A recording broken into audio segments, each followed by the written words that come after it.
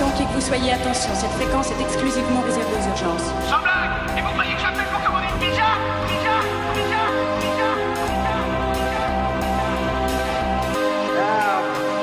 I'm a man. Well, nobody's perfect.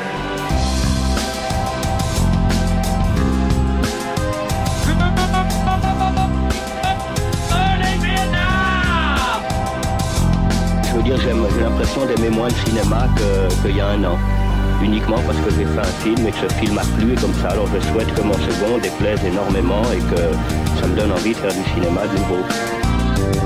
D'accord, faisons comme ça. Ravi de t'avoir revu, l'ami. Bonsoir à tous, il est 19h sur Radio Campus Montpellier, 19h03 pour être précis. L'heure de parler de cinéma dans votre émission Cinémascope. Ce soir on débattra de 4 films sortis le 15 février. Donc Loving de Jeff Nichols, A Cure for Life ou Wellness de Gore Verbinski, Rock'n'Roll de Guillaume Canet et David Lynch, The Art of Life, le documentaire de Olivia Nergarard, Holm, John Nguyen et Rick Barnes. À mes côtés ce soir, Jonathan, Guillaume, Simon, Françoise et Titouan. Bonsoir à tous. Bonsoir. On passe tout de suite à la partie news. Channel 4 News with 5-time Emmy Award-winning anchor Ron Burgundy. Champ-Kind Sports.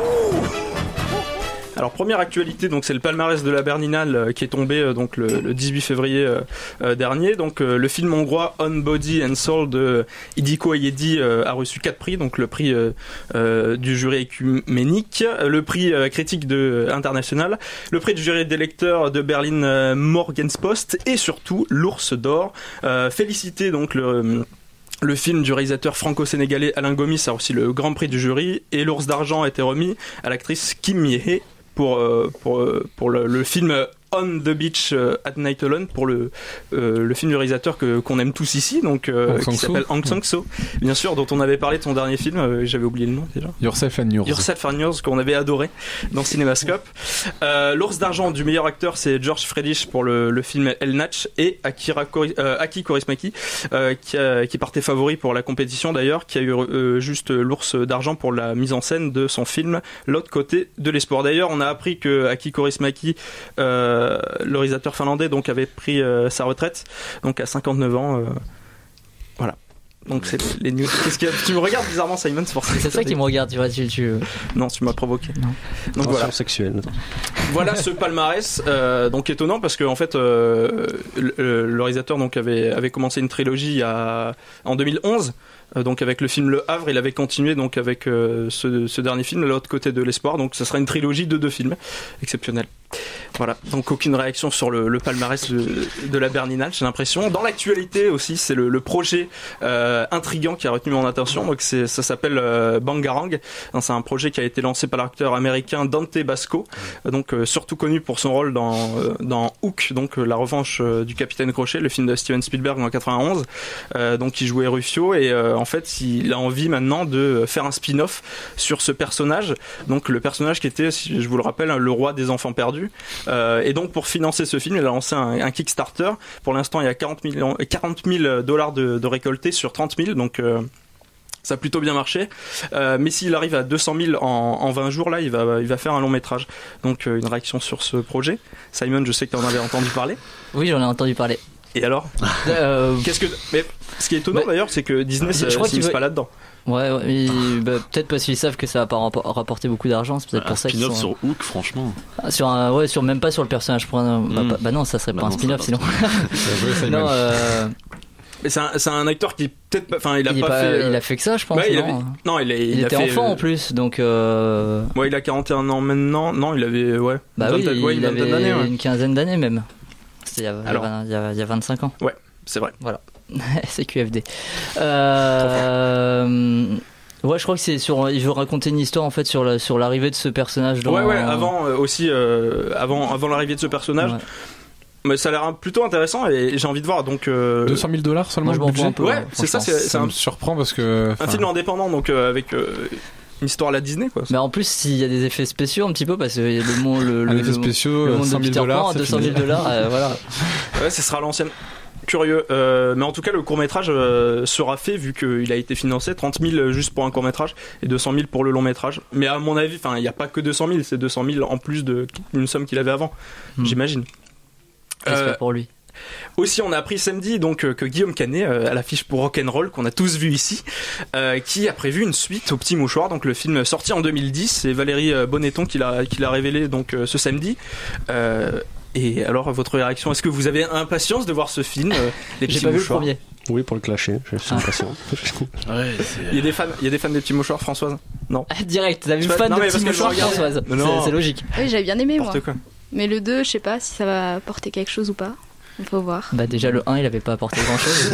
Bon, il était bien quand même. Hein. Déjà je me disais que Guillaume Canet était en panne d'inspiration ces derniers temps. Ça fait que confirmer. Est-ce qu'il a déjà eu l'inspiration? Ouais.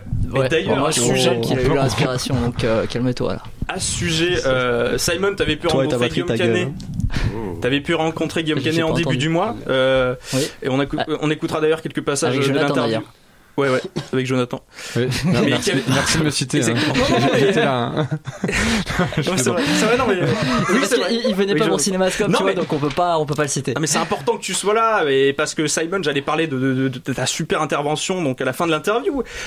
Donc tu revenais d'ailleurs sur la carrière donc de Guillaume Canet. On écoute l'extrait tout de suite. Un petit retour au thriller, ça ferait pas de mal, je pense. Ouais, c'est gentil. Ça fait pas de mal. Non, mais c'est parce que. Non, mais je trouve que vous aviez mis vraiment la barre très haute avec Ne le dis à personne. Et ils sont fait c'est quoi cette glissade? Ça fait quand même le 3ème, j'en ai rien à foutre. Ah non, j'en ai pas rien à foutre. Non, je rigole. Si, j'en ai rien à foutre. Quel hypocrite. Il y avait un grand malaise, non? Un petit peu. Moi j'ai pas senti le malaise. Hein. Moi j'allais très bien. Aussi dans l'actualité, une news, donc on en a rien à faire, donc c'est Disney qui continue à faire ses adaptations live, donc c'est Donald Glover et James Earl Jones qui sont prévus pour l'adaptation du Roi Lion, il me semble. Ouais. Voilà. Simba, ça va être génial.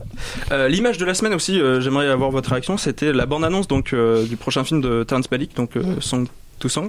Alors quel est votre avis? Je sais que Jonathan t'attendais beaucoup. Oui, j'attends énormément ce film. Après, c'est difficile d'avoir un avis sur une bande-annonce de Malick, étant donné que c'est jamais représentatif du film en lui-même. Que ce soit Night of Cups, à la merveille, même The Tree of Life. Je trouve qu'à chaque fois, c'est difficile de donner. Non, c'est fait pour donner envie, mais c'est difficile de donner une représentation un peu du film que ça peut être, tellement que ces films sont complètement mystiques. Etc. Voilà. Surtout que c'est une bonne annonce, du coup il y a du rythme et dans les films de Terrence Malick, j'ai juste un peu peur qu'il s'enferme un peu dans ce qu'il fait depuis The Tree of Life, même si j'aime beaucoup ce qu'il a fait depuis. J'ai juste peur que là il s'enferme vraiment dans quelque chose encore plus radical ou qu'il s'enferme dans un certain style d'image et qu'il essaie pas de sortir d'une certaine mise en scène. Je sais pas si j'ai été très clair. Parce que la bande-annonce laissait ressortir d'ailleurs les grands temps. Oui, voilà. Après, il y a quand même toujours dans la bande-annonce, je sais pas, 90% des plans qui sont, je trouve, extraordinaires, mais bon. Il y a Ryan Gosling. Effectivement. Sacré casting aussi. Hein. C'est Ryan Gosling qui était dans la bande. Il y a qui d'ailleurs dans Fassbender, Rooney Mara, Nathalie Portman. C'est déjà pas mal. C'est déjà pas mal. D'ailleurs, il y avait un truc drôle sur les commentaires, ils pensaient que c'était les spin-offs de La La Land pour rigoler, parce que Ryan Gosling jouait encore du piano et chantait encore dans. Ah ouais, c'était marrant quand même. Franchement, c'est bien pour la fois. Ouais. Et La La Land, ta batterie, enfin. On a dit qu'on parlait pas de ce qui s'était passé samedi. Tu prononces combien de fois La La Land dans une journée en général en ce moment? Parce que là c'est la première. Oui, c'est ça. Ouais. T'en parles tout le temps. Voilà.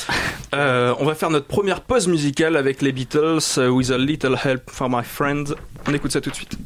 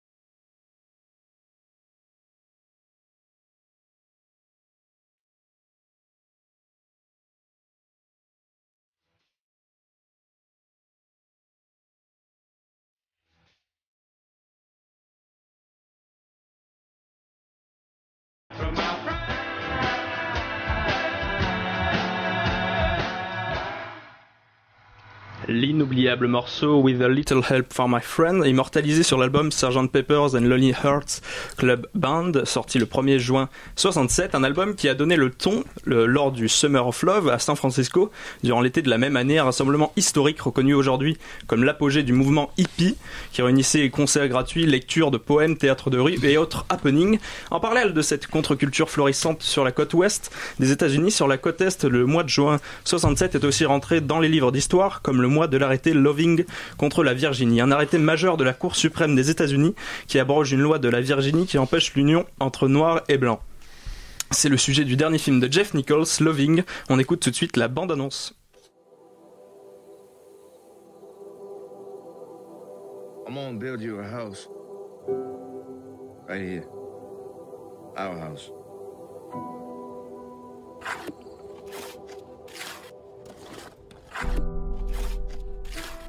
I want to take Mildred up to D.C. to get married. You sure about that? By the power vested in me by the District of Columbia, I now pronounce you husband and wife.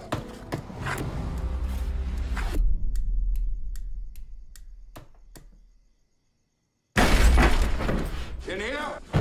Richard! What you doing in bed with that woman? I'm his wife. That's no good here. Richard Perry Loving being a white person and Mildred Jeter being a colored person did unlawfully cohabitate as man and wife. Richard? That ain't right! I believe this is a battle that could go all the way to the Supreme Court. We ain't hurt anybody. The state of Virginia will argue that it is unfair to bring children of mixed race into the world. Tell that woman to come over here. I won't raise my family here.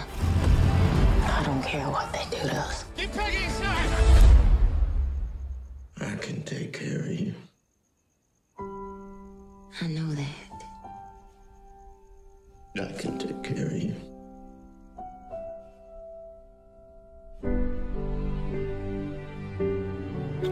I know we have some enemies, but we have some friends too. You realize this case could alter the Constitution of the United States. You think you'll lose? We may lose the small battles, but win the big war. Is there anything you'd like me to say to the Supreme Court Justices of the United States? Yeah. Tell the judge I love my wife.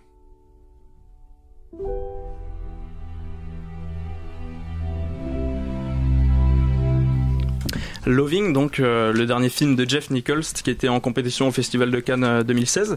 Un film adapté d'une histoire vraie de Mildred Jeter, une femme afro-américaine, et de Richard Perry Loving, un homme blanc originaire de Virginie, qui en 58 se marie dans le district de Columbia voisin afin de contourner une loi qui interdit le mariage interraciaux dans leur état de résidence. À leur retour en Virginie, ils sont arrêtés et inculpés pour avoir violé la loi.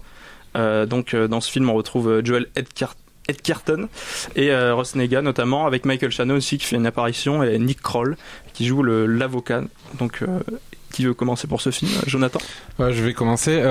Tout d'abord, je trouve que, juste avant d'aller voir le film, j'avais entendu beaucoup de choses négatives, comme quoi le nouveau petit génie du cinéma américain s'était planté et qu'il avait fait un truc très très académique. Et en sortant du film, j'étais assez énervé de ce genre de commentaires, parce que je trouve que le film est vraiment incroyable. Je le trouve d'une finesse extraordinaire, d'une subtilité, d'une simplicité magnifique. Et bon, certes, c'est beaucoup moins spectaculaire, que ce soit l'histoire ou le scénario, beaucoup moins original et spectaculaire que ce soit Take Shelter, Mud ou Midnight Special, mais c'est traité avec la même délicatesse, la même subtilité, la même pureté dans le cadre. C'est-à-dire que moi, la capacité de Nichols, c'est de... je trouve incroyable, c'est que il épure complètement ses images tout le temps. Il y a jamais de fioriture, c'est jamais là pour faire le malin. Je veux dire, c'est toujours pour son histoire, pour son scénario, pour les émotions humaines, pour ses personnages. C'est jamais là pour vraiment pour se regarder filmer, on va dire. Et je trouve qu'il y a une capacité toujours dans ces films d'une perfection de mise en scène. Enfin, je veux dire, que ce soit la lumière, le cadrage, enfin tout est toujours fait de manière impeccable. Et je trouve le film bouleversant. Je trouve le film émouvant. Les acteurs sont dirigés. Enfin, Joel Edgerton est juste immense dedans. Déjà que je l'avais trouvé excellent dans Midnight Special, là il explose, c'est un animal dans le film.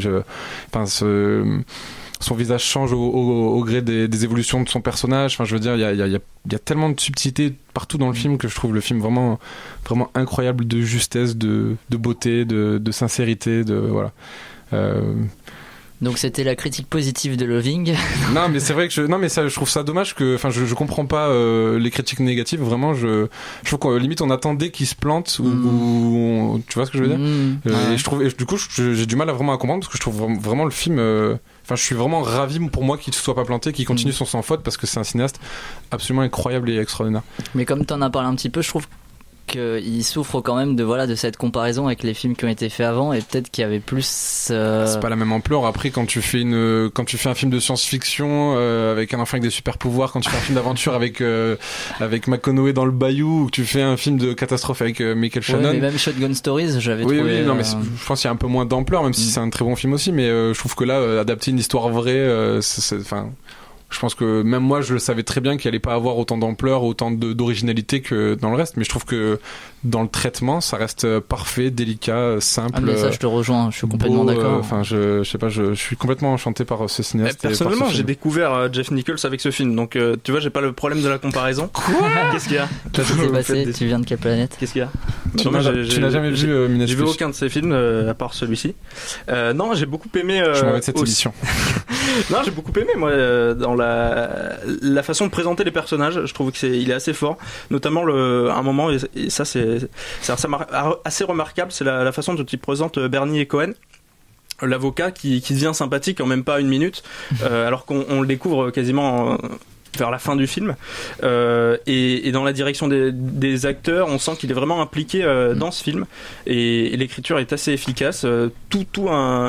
Tout est important. Par exemple, le personnage donc de Richard Loving qui devient un peu parano, ça c'est en parallèle de toute la pression qu'on lui met, donc c'est assez bien écrit. Donc mais je trouve qu'en plus ce qui est vraiment intelligent de sa part, c'est qu'il a évité tous les écueils qui auraient pu être faits avec ce genre de scénario, c'est-à-dire les procès judiciaires. Il aurait pu en faire des caisses là-dessus, et justement il est resté vraiment juste du côté de l'histoire d'amour très très simple, et je trouve que c'est vraiment une formidable idée de rester de ce côté-là et pas d'alourdir avec des procès. Je pense qu'il y aurait des cinéastes qu'on aurait fait des caisses au moins 1h30 sur 2 heures de procès, de combat, de machin, et non, c'est juste simple, et ce que je trouve bien, c'est qu'il n'y a pas de glorification de ce couple-là. C'est juste un couple qui s'aime, qui veut rentrer chez lui, et il n'y a pas, voilà, enfin comment dire, c'était pas des personnes qui étaient engagées pour une cause spécifique, une cause spécifique, pardon, et c'est ce que je trouve très beau. C'est juste une histoire d'amour dans un monde qui comprenait pas encore, quoi, je trouve. Et même, tu vois, dans la façon dont il traite le personnage de Gray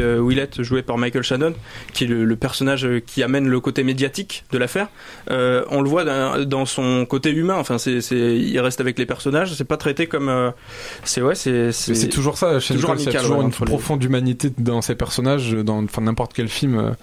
Ça a toujours été le cas, et il continue à explorer ça, et je trouve, enfin, c'est ça le cinéma, c'est parler des gens, parler des émotions humaines, c'est pas parler du tribunal, etc. Vous voyez ce que et je sais pas, je suis enchanté. Les critiques négatives. Je sais que Françoise n'avait pas trop apprécié en tout cas le film. Non, mais le film est bien, mais bon, j'ai rien à dire, quoi. Voilà. Le film est bien. On avance. Oui, il est tranquille, quoi. Enfin, il prend son temps, il débat de ce qu'il a besoin de parler, et puis voilà, quoi. Mais après, au niveau de la mise en scène, t'as pas une mise en scène non plus transcendante. Mais c'est pas là pour être transcendant. Oui, voilà, oui, d'accord. C'est ça le but, et c'est ça le génie. Mais la mise en scène est conventionnelle, enfin vraiment, elle s'est adaptée un peu aux compétitions des films de Cannes. Ah non, je suis désolé, mais il a rien remporté quand même, donc.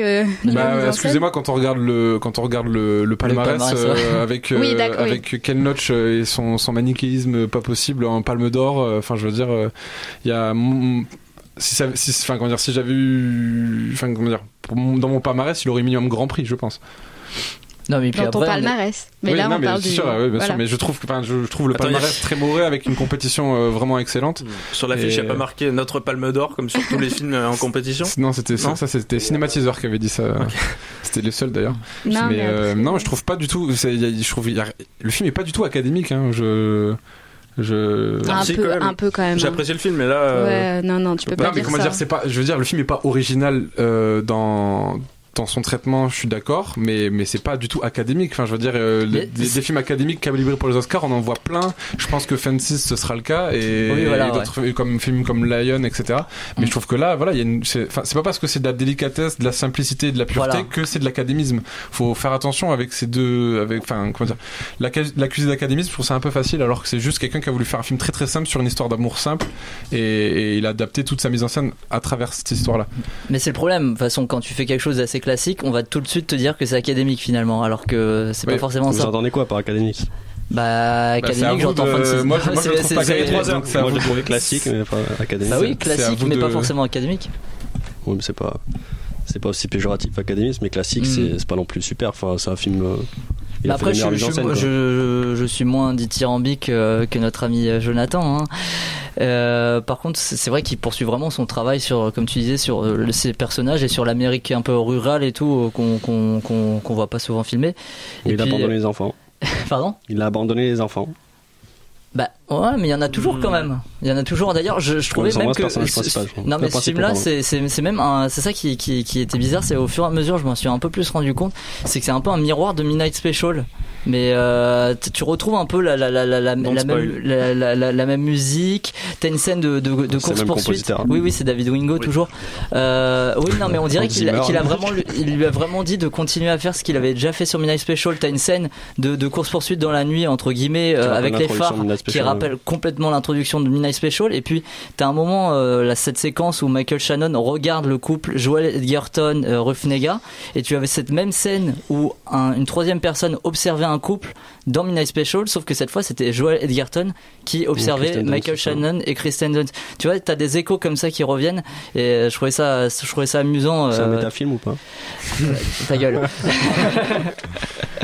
Et puis oui, voir les acteurs comme tu disais sont exceptionnels, et voir Nick Kroll aussi dans autre chose que la comédie, ça fait plaisir, et avec son visage un peu particulier et tout. C'est pour ça que tu disais que tu pensais qu'il était un peu bizarre ou je sais pas trop quoi. L'avocat, c'est celui qui fait l'avocat. Ouais, j'aime beaucoup ce personnage dans le film, effectivement. Oui, un peu. Il ressemble à Andy Serkis, je sais pas pourquoi, il m'a fait penser. C'est les yeux. Ouais. Mais vous trouvez pas, par exemple, la performance d'Edgerton exceptionnelle? Moi, je suis complètement. Après, il m'a pas étonné. Moi, je pas exceptionnel, je le trouvais bon, mais pas exceptionnel. Je trouve pas qu'il ait quelque chose d'extraordinaire et qui. Je trouve que dans son visage, il est complètement nul. Pas une seule seconde. Moi, je vois Joel Edgerton jouer, je vois vraiment un mec de la campagne. C'est à cause de la dentition, ça. Non, mais il y a pas que ça. Je veux dire, même dans son visage, enfin dans son regard, dans son visage, dans les mimiques qu'il fait, évoluer dans le film. Il a jamais vraiment la même tête. Enfin, je le trouve complètement habité, animé, et je trouve, une des plus grandes performances d'acteur que j'ai vu de l'année, là, en tout cas. On est en février. Oui, c'est vrai. Mais non, mais bon, il y avait un petit moment que j'avais pas été bluffé comme ça par un acteur. Il est nommé ou je sais non, pas nommé. Par contre, Rufnega est nommé. Ouais, Loving est un peu passé à la trappe. Bah, c'est pas le seul. Ouais, il y en a plein, mais bon, c'est vrai que je trouve ça dommage forcément, mais. Peut-être aussi, j'aimerais savoir, est-ce qu'il y a un plan qui vous a marqué? Parce que dans ce film, j'ai trouvé que il n'y a aucun plan qui m'a marqué, ou aucune scène qui m'a. Si, le chant, le montage alterné aussi, avec, tu sais, on le voit monter l'échelle, et voilà l'accident. Ouais. Qui aurait même peut-être gagné à être un peu plus longue, pour. C'est vrai qu'il est pas mal ce passage. Mais c'est ce que je regrette un peu dans ce film, c'est parfois le manque un peu de tension lorsqu'il essaye d'en insérer. Je pense notamment au personnage. Là où dans Midnight Special ça fonctionnait beaucoup plus, mais peut-être parce que c'était une espèce de fugue aussi en avant. Pardon. Non, mais je pense notamment au personnage du policier qui est à la prison et qui au final s'évapore un peu dans ce récit. On le retrouve plus vraiment. Il est censé faire peur, mais en même temps on n'en a pas peur. Il revient plusieurs fois à la prison. C'est dommage. Et comme la scène de cet accident qui marche parfaitement, mais on se doute de ce qui va arriver, et en plus de ça, aussitôt t'es dedans, aussitôt est déjà terminé en fait. Voilà. Ouais, mais je trouve ça bien parce que c'est vraiment genre. C'est pour montrer qu'il en avait rien à foutre finalement de la tension dans le film. Non, c'est pas ça, mais je trouve que c'est assez justement fait dans cette manière de d'exprimer la tension justement que peuvent ressentir les personnages, et notamment la scène comme je disais où il est en train je crois qu'il est en train de repeindre ou de réparer son toit là, et qu'il y a son frère, il y a que le frère de sa femme qui arrive en hyper vite, et voilà, d'un coup il y a un pic de tension et puis hop ça redescend tout de suite. Et je trouve que c'est un peu à l'image du film et de la tension que les personnages peuvent recevoir. D'ailleurs, excellente scène aussi où quand il descend et qu'il lui dit mais il se passe un truc et tout, il lui dit non, mais pourquoi tu roulais vite? Oui, mais je roule toujours vite. Et je trouve ça assez amusant dans le film. Ce qui est gagné à être approfondi aussi, c'est peut-être la façon dont ils sont dénoncés, parce qu'on comprend pas des fois comment les flics arrivent, et ça aurait pu être intéressant de développer ce passage-là. C'est une espèce de rumeur aussi qui filme pas, et bon, ça va pas déranger, tant mieux, ça aurait peut-être un peu alourdi. T'as l'impression qu'il y a pas trop de haine envers ces personnages, alors que si, à mon avis, à cette époque-là, c'était pas quelque chose de bien vu. On le voit par exemple à un moment avec la brique dans la voiture de Richard. Mais ce qui est étonnant, c'est qu'il fait. Qu'est-ce qu'il y a ? Richard, il fait qu'une fois, quoi, et je pense qu'il aurait pu l'étirer sur tout le film. Ouais, mais ça alourdit pas. Enfin, moi, c'est ça, je trouve qu'il s'est vraiment concentré sur l'histoire. Sur leur histoire à eux, à ces deux personnages, et je pense qu'il l'a bien fait, parce que ça aurait fait un film un peu plus brouillon, un peu plus avec plus de fioritures, je pense, et d'épurer ça et se concentrer juste vraiment sur la beauté de leur amour et dans cette Amérique-là de l'époque. Je trouve que c'était judicieux comme choix. Moi j'aime bien quand on évite de trop en faire non plus en termes de scénario et d'écriture, et je trouve que là c'est parfaitement calibré. La durée du film est parfaite. Moi, je trouvais un petit peu trop long aussi. Non, défaut de rythme pour moi. Ouais. Il y a des moments trop longs, des moments trop courts. Enfin, genre l'ellipse à la fin là, qui te fait gagner 10 ans, je crois. Enfin, je trouve ça ridicule. Ridicule. C'est quand ils sont en ville, non, c'est ça? Ouais, je crois que c'est ça. Les 3 enfants qui naissent. Ouais. On fait péter 10 ans comme ça. Enfin, je comprends pas le délire. Puis il y a des moments un peu trop. Merde, je sais plus où je l'ai noté, pardon. La partie légale, tu disais ça, Jo, tout à l'heure aussi, je viens de me rappeler. J'ai trouvé expédié aussi. Enfin, il y a quand même, c'est une loi importante pour les États-Unis, parce qu'elle permet le mariage interracial, puis c'est vite expédié. Si tu veux faire un film sur ce genre de choses, tu fais un documentaire sur ça. Tu fais pas un film de fiction. Là, il filme une histoire d'amour, il filme pas. Ouais, mais justement, il va pas assez loin aussi dans le mélodrame ou l'histoire d'amour, je trouve.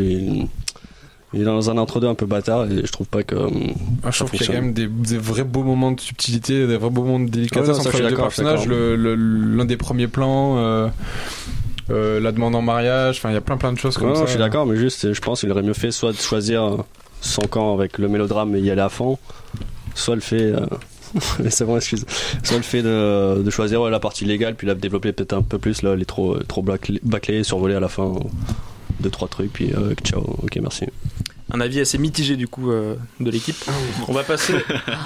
Bah oui. Pratiquement, oui. Enfin, un peu mitigé. Mais un film intéressant dans tous les cas. Un film à voir. Un grand film. C'est le moins bon de Nicole, ça. On va passer au deuxième film de la semaine, donc A Cure for Life de Gore Verbinski. Bande annonce. There is a sickness inside us, rising like the bile that leaves that bitter taste at the back of our throats. It's there in every one of you seated around the table. Only when we know what ails us can we hope to find the cure. What do you make of that? Clearly he's lost his mind. Our thoughts exactly. We'd like you to go to Switzerland and bring Mr. Pembroke back to us. What we offer here is a process of purification, away from the pressures of the modern world. You plan to take Mr. Pembroke back with you? Is that a problem? He's a patient, not a prisoner. You have the cure? No. Actually, I was just leaving. No one ever leaves.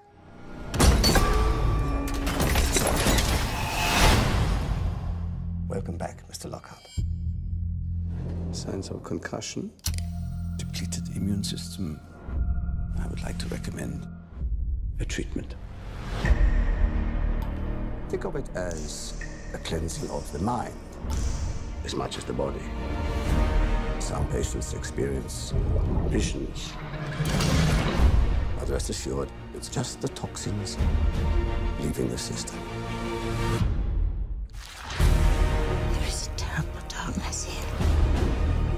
that was 200 years ago. This is happening now. You said no one ever leaves. What happens to them? I saw the bodies!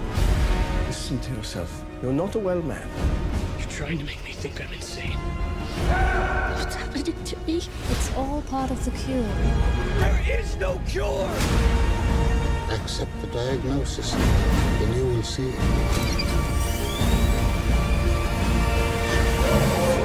It's wonderful here.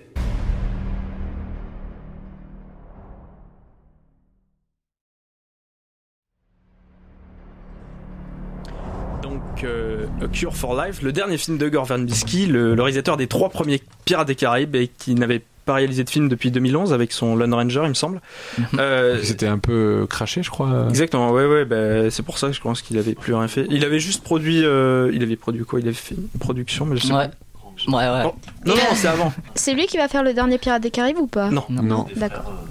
Non, il avait pas fait le 4ème déjà. Un micro, c'est tout. Donc alors, au Cure for Life, donc on suit Lockhart, qui est un jeune cadre ambitieux. Il doit retrouver son patron, qui a disparu dans un mystérieux centre dans les Alpes suisses. Lockhart se retrouve pris au piège de cet étrange institut de son corps médical. On lui diagnostique le même mal qui habite l'ensemble des pensionnaires. Lockhart n'a plus d'autre choix que se soumettre à l'étrange cure délivrée par le centre. Donc Simon, tu as vu ce film? Je suis le seul, c'est ça. Personne n'a fait son travail. Non, donc, avec Dane DeHaan dedans. Ouais. Et Jason Isaacs. Voilà, et Miyagos. Non, j'ai trouvé que c'est un film réalisé avec un certain brio, mais qui s'embourbait dans un nombre de sujets assez conséquents et donc après il n'arrivait pas à s'en sortir parce que déjà le scénario t'anticipe pas mal ses rouages, certains twists, et puis je vais spoiler personne, donc je disais qu'il y avait beaucoup de thèmes différents parce que t'as un brassage de beaucoup trop d'éléments, hein. Ça parle d'anguilles, ça parle de l'eau, ça parle de plein de trucs qui ont aucun rapport, on dirait. Ouais. Où il n'y a pas le rapport qui est créé à la fin en tout cas. Mais ces éléments, ces artefacts un peu gore ou je sais pas quoi, ça donne un genre au film, mais j'ai l'impression que c'est trop ridicule. C'est un peu ridicule dans le sens où tu vois la chose arriver trop vite, par exemple, et là c'est un passage qui est dans les 15 premières minutes. Donc on a le droit de spoiler. Ah oui, non, t'as le personnage donc qui se rend en Suisse, dans les Alpes là. Dans un train, t'as un gars. J'aime bien parce que j'avais vraiment l'impression qu'on est en train de discuter juste nous deux, tu vois, les autres. Ouais, c'est vrai en fait. On devrait faire ça plus souvent. Exactement.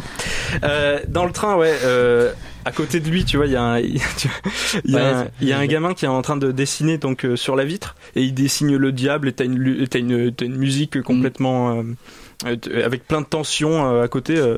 C'est ridicule, mais ça arrive trop tôt, c'est ridicule, ça donne le ton et t'as l'impression que le film veut trop se donner un genre rapidement, et moi ça m'a complètement dégoûté du début en tout cas. D'accord, parce que moi au contraire j'ai beaucoup apprécié surtout la première heure. Après j'ai bien aimé le film, mais la scène d'ouverture par exemple sur les plans sur les bâtiments new-yorkais, non c'est vraiment impressionnant. Je trouve la mise en scène est vraiment exceptionnelle du film, et je me demande surtout comment un film de studio a pu produire ce genre de film là, tu vois. Je savais pas qu'on pouvait encore en faire des espèces de gros blockbusters comme ça, mais un peu qui vont loin, tu veux dire, dans le trash, qui vont ça va loin dans le gore, mais ça reste tranquille aussi, mais t'as l'impression que des fois ils montrent c'est un film un peu à contre-courant en fait de ce qui se fait. Voilà. Non mais il y a des scènes qui sont montrées, t'as l'impression qu'ils veulent juste montrer de l'horreur plus que de l'importance pour l'histoire. La scène où il descend au village par exemple, qui est à la moitié du film, pas de... on avance vers la fin là, de plus en plus. Non, avec le... Oui, je vois, avec le village, avec la vache. La vache. Oui, la vache. Voilà, ça c'est complètement pour donner un ton horreur, et ça a aucune importance dans l'histoire. Les personnages sont clichés. Les personnages, le méchant... le méchant, si tu comprends que c'est le méchant 20 premières minutes. Oui, mais c'est le méchant. Oui. C'est ridicule. Les dialogues sont vraiment écrits avec les pieds. Avec les pieds, ouais. Mais ce qui sauve vraiment le film, c'est la mise en scène. T'as raison là-dessus. C'est Gore Verbinski. Il fait des plans sublimes. Par exemple, le plan de la baignoire, donc qui est l'affiche du film. Ouais, on m'avait parlé de chef-op. C'est pas lui qui est plutôt bon que Gore Verbinski. C'est pas un peu tape à l'œil. J'avais l'impression. C'est pas un peu Shutter Island. Si. Alors en fait, le truc qui Dane DeHaan, il ressemble à Dane DeHaan ressemble de plus en plus à DiCaprio. un truc de fou. Et en plus, il joue, voilà, parce qu'il joue un trader et tout. C'est marrant, il rejoue un peu des films de Scorsese. Où il y avait DiCaprio à l'intérieur. 6 ans de retard, donc d'accord. Mais c'est vrai que même dans la bande-annonce, il y avait beaucoup de similitudes avec Shutter Island, même il y avait des plans qui étaient strictement les mêmes, quoi. C'est ce qui gâche le film. Si t'as vu Shutter Island, tu vas t'attendre à tout le truc et tu te dis mais je suis pas sûr. C'est pas pareil, c'est pas le même film, mais tu as les mêmes clichés en fait. T'as les mêmes clichés, t'as les mêmes personnages, t'as les mêmes discours. En tout cas, moi, ça m'a vraiment gâché l'histoire. Heureusement qu'il y avait les plans. Il y a un plan aussi d'un train. Je sais pas si elle est dans la bande-annonce. Ouais, c'est dans la bande-annonce. Sublime. Puis après, il y a la montée de la voiture dans la maison qui rappelle étrangement Shining. Tu vois, c'est exactement ça. C'est ça, ouais. Ah, super. Plan de la baignoire. Bon, d'accord, merci. Non, c'est vrai, c'est super. La musique est oubliable aussi, je sais pas si ce que tu penses là-dessus. Ah non, au contraire, cette petite mélodie qui revient, c'est très. Non, mais c'est très film d'horreur, c'est très Rosemary's Baby, c'est très ce que tu veux, tout ce que tu veux, mais en fait, si t'as un problème avec les références, je pense que c'est ça qui t'a freiné. Moi j'ai été d'accord, j'étais plutôt dans le style super, il me fait référence à Shining, c'est normal parce qu'on se dirige dans un endroit qui sera un peu hanté ou je sais pas trop quoi, où il se passera des trucs pas très catholiques. Et donc j'ai apprécié. Après c'est toi. Puis t'as des références aux autres. Enfin les autres, Amenabar. T'as des références aussi à Soleil Vert. Moi j'ai noté Dracula aussi. Dracula. Il y a plein de trucs comme ça. En gros, c'est un film beau avec plein de références. Que ça, mais les références sont subtiles quand même. À part pour les rouages de Shutter Island. Il y a une référence. Eyes Wide Shut aussi à la fin. Je vais pas. Pourquoi il y a une orgie? Non mais il y a des références au film de Romero à la fin. Je trouvais ça ridicule. Mais surtout que ça arrive. Tous les films exactement. Tous les films se retrouvent dans ce film. Ce qui est étonnant, c'est que le film fait des références, mais sans avoir de rapport avec l'histoire. C'est-à-dire, tu dis, mais c'est parce que c'est pas crédible dans l'histoire, mais il veut mettre une référence parce que. Mais oui, mais le film lui-même va dans tous les sens et on sait pas. À la fin, on n'a pas plus de réponses qu'au début. Donc, mais quand même, je trouve que c'est un film. Il faut quand même aller le voir ou quoi. Parce qu'il faut soutenir ce genre de production entre guillemets qui sont vraiment à contre-courant de ce que fait Hollywood d'habitude. Et puis par exemple là l'horreur, tu vois, elle est en maîtrise, on fait pas de jump scare à la con, on fait pas de le rythme est super bien fait, l'atmosphère, le décor, cette espèce de château dans une montagne, tout ça. Non, c'est vrai que les décors sont bien faits et même je sais pas ce que tu penses de la performance de Dan Diane. Moi j'ai pas trouvé mauvais. Après il aurait peut-être pu être un peu meilleur, mais je suis pas là pour le juger, de toute façon. Après, s'il est mal dirigé aussi ou quoi. C'est un acteur qui m'a jamais convaincu encore. J'ai trouvé toujours très maladroit dans ses. Mais là, il est pas crédible dans le sens où t'as l'impression qu'il est trop jeune pour avoir un poste. Sauf qu'il a 31 ans et il les fait pas du tout. Mais il a 31 ans. Ouais, il a 31 ans. Exactement. Mais c'est vrai qu'il a un haut poste donc dans ce truc à New York là. T'as l'impression que c'est bizarre. Pourquoi lui, pourquoi ils ont choisi cet acteur, il va pas trop dans cette ambiance là, mais au contraire t'as l'impression du coup que le film te mène en déroute mais c'est ça le truc de toute façon, parce que là où il va il y a que des vieux tout ça, et lui il est vraiment plus jeune. Exactement. Il y a un énorme décalage et t'as l'impression que le personnage n'est pas à sa place en fait dans les deux mondes. Dans le monde de la finance et dans le monde de ces vieux là qui sont soignés. Qui sont en cure. Qui sont en cure. C'est inspiré de Youth du coup ou pas? Ouais. Voilà. Et de Mal de Pierre. D'ailleurs le film est-ce que tu veux donner un dernier mot dessus? Non, parce que comme on peut pas spoiler, et franchement il faudrait spoiler pour en parler plus convenablement, mais comme personne ne fait son boulot ici, je vais changer d'émission. Moi je vais partir sur France Inter comme Antoine. Voilà. Antoine d'ailleurs. On spoil que ça, Silence ici. Vous avez été surtout toi. Hein. Vous avez spoilé Silence la semaine dernière. Excuse-moi, tu l'as vu depuis? Cure for Film suivant. En fait, ça m'a saoulé que vous le spoilez. Donc, du coup, voilà. Et donc Cure for Life, petite anecdote, il est sorti en France le 15 février, alors que dans les autres pays il sort après. Donc en Amérique, je crois qu'il sort le vendredi là. C'est parce que c'était on pourrait spoiler les Américains. Ouais, on pourrait spoiler les Américains. Star Wars c'était pareil, c'est juste parce que les sorties américaines enfin sont spoil. vendredi. Non mais là il a pas dit une semaine, je sais pas quoi. Ben non, pas une semaine, 2 jours avant. On peut passer au film suivant, s'il te plaît. T'as la chance, c'est rock'n'roll. Exactement. Non, oui, mais on va parler de rock'n'roll, mais je sens que vous avez tous envie d'en parler là. Bon, on va écouter la bande-annonce. Le César est attribué à Guillaume Canet. Gaspard Ulliel, Pierre Ninès, un peu la nouvelle génération. Ils sont un peu ce que vous étiez à l'époque. Je vois pas trop la différence entre eux et moi, quoi, donc... Enfin, quand même, vous faites partie des acteurs plus rangés. Salut mon pitou! Je comprends pas trop comment vous me voyez, là, vous vous trompez. Hein. Allez, bonne nuit, mon amour. Sous prétexte qu'on est en couple, ça veut dire qu'on baise plus? Et je la baise, moi, ma femme. C'est que ce soir, je vais te baiser comme une bonne grosse salope, toi. Non, mais c'est une phrase de dialogue pour une scène que j'ai demain. Je vais faire un rôle de vénère, tu vois, un peu physique. Bonsoir. Quand je vais dire à ma mère que je vous ai rencontré, elle va être comme une dingue, quoi. Ah ouais? Je vous souhaite une longue et belle fin de carrière. Salut. Merci, au revoir. Petit connard. Il le mérite tellement, Pierre. Moi, j'avais l'impression de voir Yves Saint Laurent. Tu l'as connu, toi, Saint-Laurent? Pas plus que ça. Bon, ferme ta gueule, alors. Mais là, je suis pas rock. Hein, je suis pas rock, là. Qu'est-ce qui t'arrive? Je me demande un peu ce que je fais là, en fait. Nous sommes là pour en parler. Ça fait envie, mais ça peut effrayer aussi. Bonjour tout le monde. Oh putain, qui est Mais pourquoi t'as fait ça?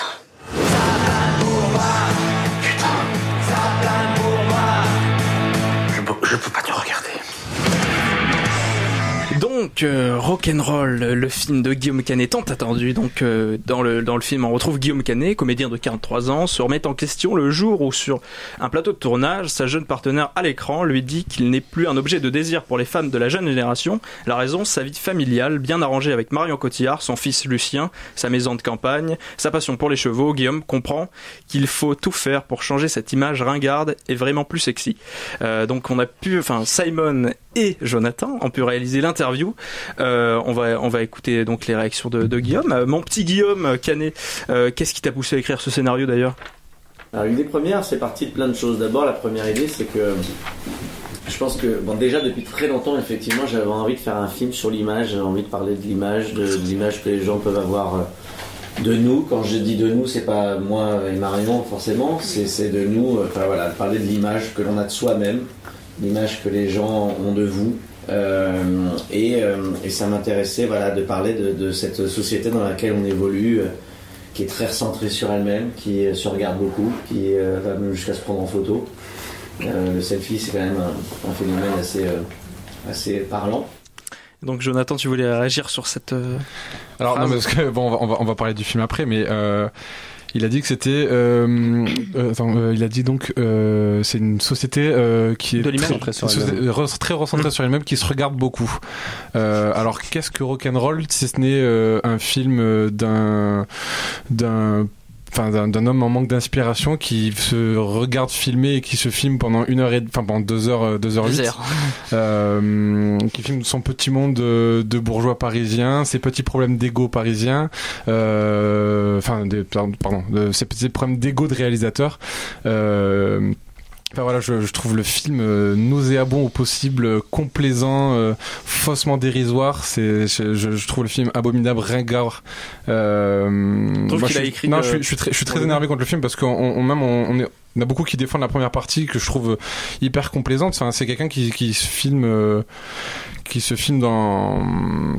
dans sa petite vie, c'est ses petits problèmes, et je trouve qu'il y a rien absolument qui justifie l'écriture d'un scénario comme ça, parce que je m'appelle Guillaume Canet, du coup je vais faire un film sur ma vie parce que être marié avec Marion Cotillard c'est cool, et du coup je vais un peu m'égratigner quand même parce que c'est drôle. Je trouve que les blagues sont tout le temps ringardes au possible, ça parle de cul, ça parle de, au début il a un qu'est-ce qu'il y a?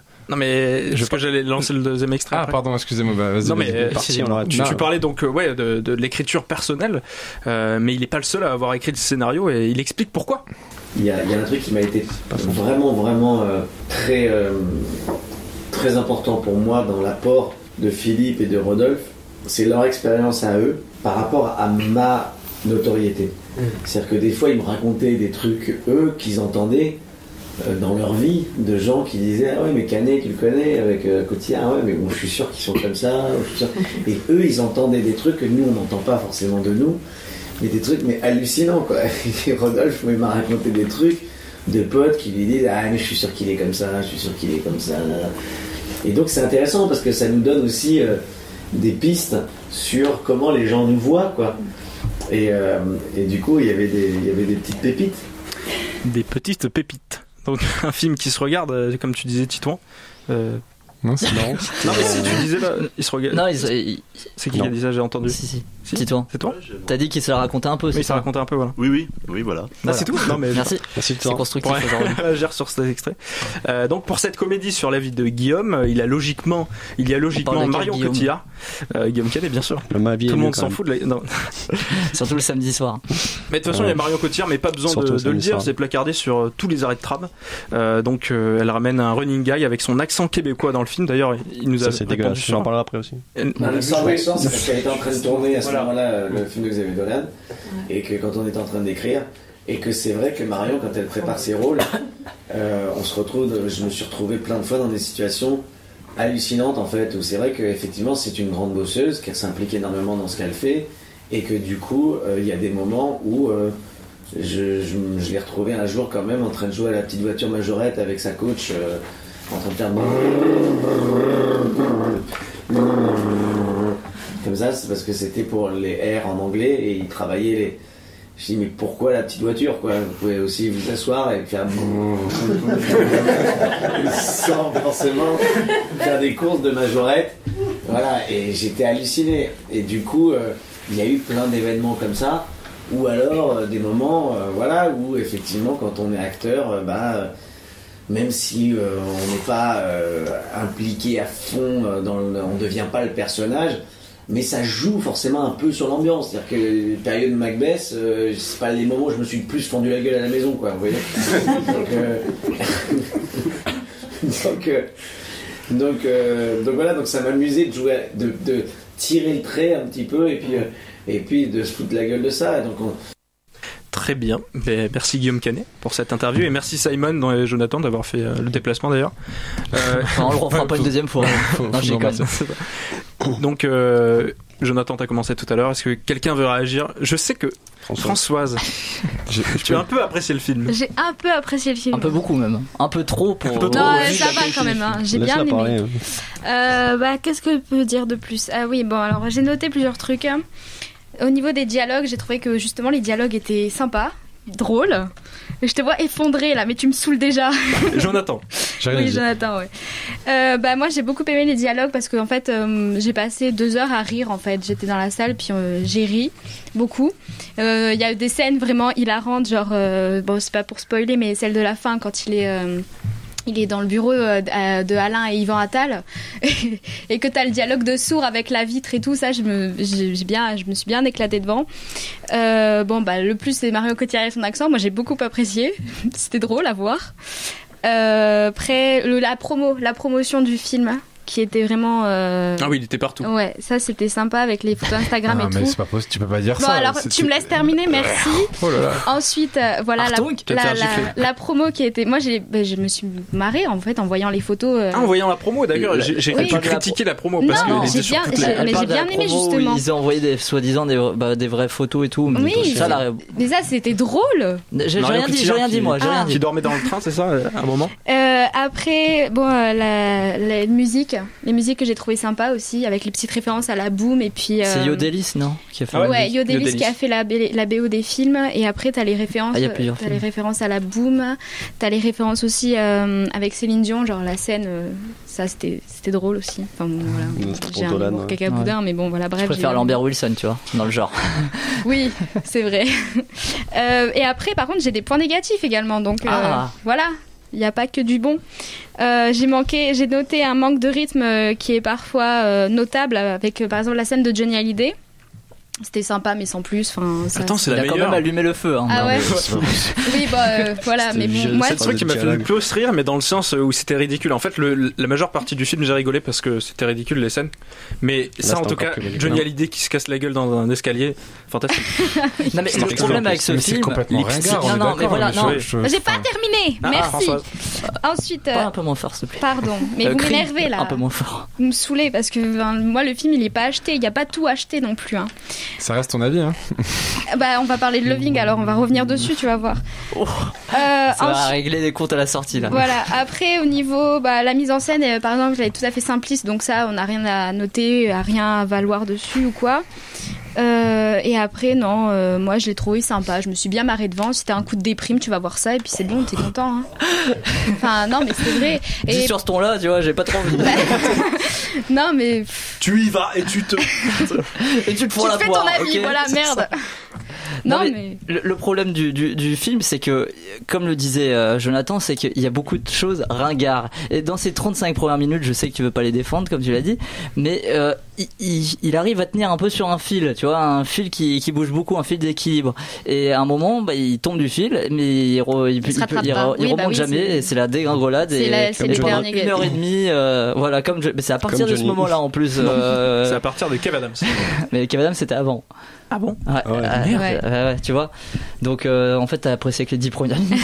Non, on a apprécié le générique. Non mais c'est comme l'accent de Marion Cotillard, ouais. Non, c'est marrant au bout de. Non, c'est marrant. Non, même pas. La première scène à la rigueur ça peut faire sourire, mais après c'est surtout pas que les Québécois parlent pas du tout comme ça. J'ai un ami québécois qui m'a demandé Pascal joue dans un Xavier Dolan, voilà forcément.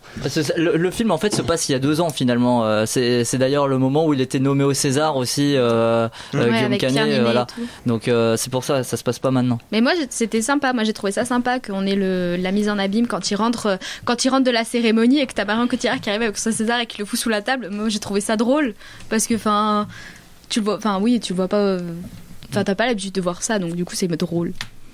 Puis voilà. Non mais le problème aussi c'est que même les trucs qui auraient pu être drôles, par exemple la série à la fin regarde voilà, et même ça c'est mal exploité et ça l'est pas. Long. Cette scène était très longue par contre. J'ai trouvé ça fonctionne pas, c'est vrai, oui, il te montre le générique genre avec et ça dure j'ai l'impression qu'ils ont eu plein d'idées alors mais pas forcément bonnes et ils ont dit on va toutes les mettre quand même. De toute façon le film est un foutoir mais tu peux en tirer du bon dedans. Moi les dialogues je les ai trouvés sympas mais vraiment. Il aurait peut-être gagné c'est pas, c'est une question d'appréciation.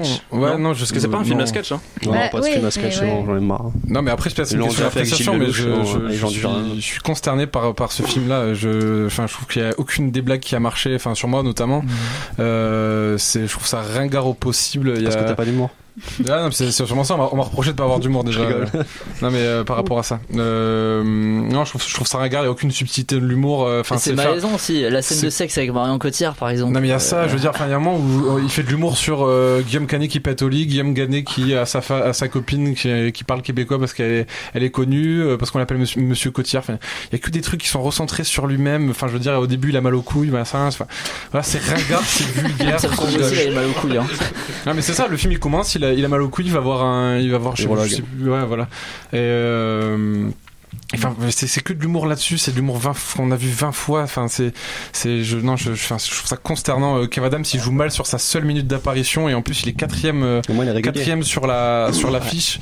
Moi je trouve que la promo est profondément détestable. On l'a vu partout pour défendre son film alors que je pense qu'il sait qu'il est mauvais. Pendant l'interview, je sais pas toi, mais on sentait qu'il avait des doutes. Il avait des doutes sur la capacité du film à marcher. Il avait dit si ça marche pas, ça va être compliqué pour la suite, quoi. Ah merde. Mais du coup je trouve que j'ai rarement vu comme disait Raphaël, je le vois sur tous les arrêts de tram de Montpellier, on l'a vu dans les recettes pompettes, on l'a vu chez Drucker, on l'a vu déjà sorti depuis une semaine maintenant. Je veux dire on le voit partout, ça fait vraiment le film du petit prince du cinéma français qui a son petit problème de crise existentielle de 40 ans, petit problème d'ego et qui va faire qui fait un film complètement ringard. Je veux dire même la blague de Johnny Hallyday, je veux dire c'est pas un spoil, mais à un moment donné où je l'ai vu venir mais à 10 000 km quand il dit Johnny, il dit on se les caille ici, je vais allumer le feu. Voilà, même tu la joues mieux. Non mais ce que je veux dire c'est que je trouve ça ringard, je suis désolé, peut-être que c'est que moi, peut-être que j'ai pas d'humour, c'est la vieillesse, pas grave. Non, je suis d'accord avec lui.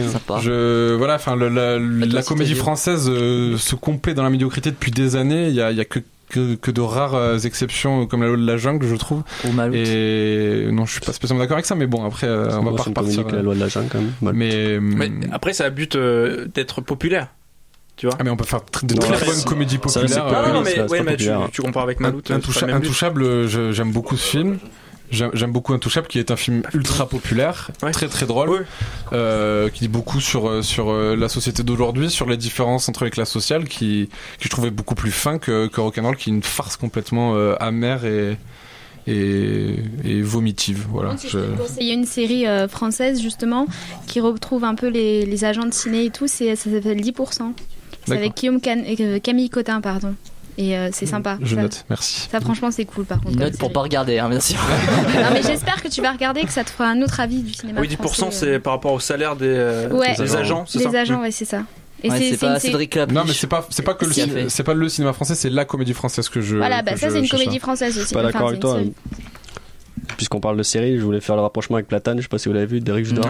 Où Guillaume Canet jouait déjà dedans. Ouais. Mais il en parlait aussi. Il en parlait, ça, mais ça m'étonne pas que ça ait bien inspiré, parce que ça reprend un peu le même principe, sauf que Guillaume Canet n'est pas Éric Judor au niveau de l'humour. Merci. Donc tout ce qui est absurde et de ça, bon, on l'a pas, tout ce qui est comique, on l'a pas du tout. Et c'est une série qui est elle-même adaptée de Larry et son Platane, elle fait plus drame, hein, j'ai l'impression que comédie, non? Platane, non, c'est une comédie. D'accord. C'est une comédie. C'est une comédie. Tu t'es pas marré, bah t'as pas d'humour, voilà. Non, mais j'ai bien apprécié les premiers épisodes.